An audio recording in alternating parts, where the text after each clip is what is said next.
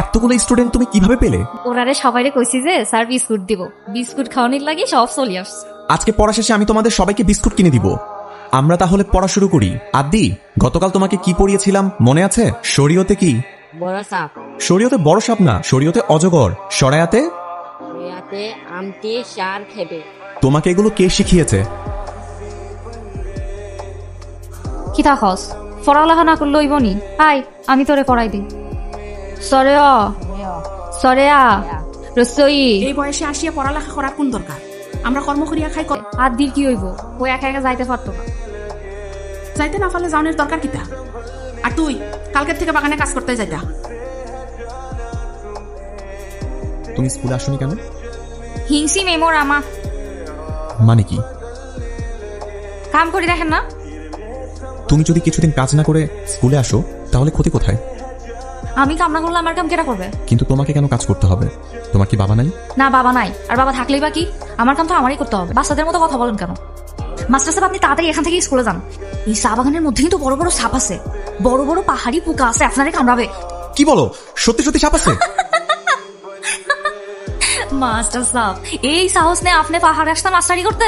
যান যান, আপনার দিয়ে মাস্টারি হবে না। তুমি মেয়েটা বড্ড ফাজিল আছো। শুধু শুধু আমাকে ভয় দেখালা কেন?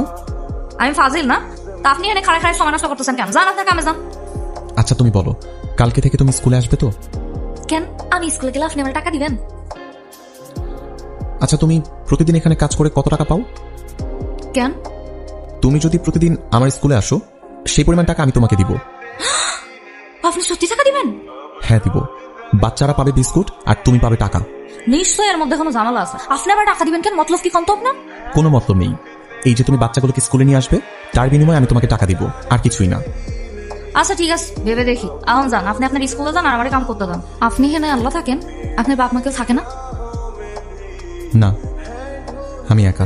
তাইলে এখন কাম করেন, বিয়া করে এলাম। বিয়ার পরে বউ নিয়ে থাকবেন। আরে আল্লাহ আল্লাহ থাকা লাগবো না? কিন্তু বিয়ে? কাম পারি। তাহলে একটা কাজ করো, তোমার মতো কোন একটা মেয়ে খুঁজে বের করো যে দেখতে তোমার মতো সুন্দরী, চঞ্চল আর এরকম নীলাভি। মাস্টার, স্কুল ছুটি। স্কুল ছুটি হয়ে গেছে আপনার? আজকে তো কেউ স্কুলে আসেনি, কাকেই পড়াবো আর কাকেই বা ছুটি দিব? কেউ আসে নাই মানে? আদি তো আসছে। আদি তো আজকে স্কুলে আসেনি। আদি কই গেল? আদির এখন কই খুঁজবো? এ আদি! আপনি তো আমারে বলেছিলেন আমার মতো মেয়ে ফেলে আপনি বিয়া করবেন। আপনি কি আমার বিয়া করবেন? ও, আপনি আমারে কেন বিয়া করবেন? আপনাদের তো বিয়ে হয় আপনাদের মধ্যে। শোনো, তোমাকে বিয়ে করতে কোনো আপত্তি নেই। আমরা অন্য জায়গায় চালাই যাইতাম। তাহলে সন্ধ্যায় আপনার জন্য বাগানের পাশে অপেক্ষা করবো। আসি। আপনি আমার নিয়ে সত্যি পালাইবেন তো? আমি কিন্তু সব সাইরা সুইরা চলে আইম। আপনি আমার না নিয়ে গেলে আমার বাসার আর কোনো পথ থাকতো না। আমি তোমার জন্য অপেক্ষা করবো নীলা, কথা দিলাম।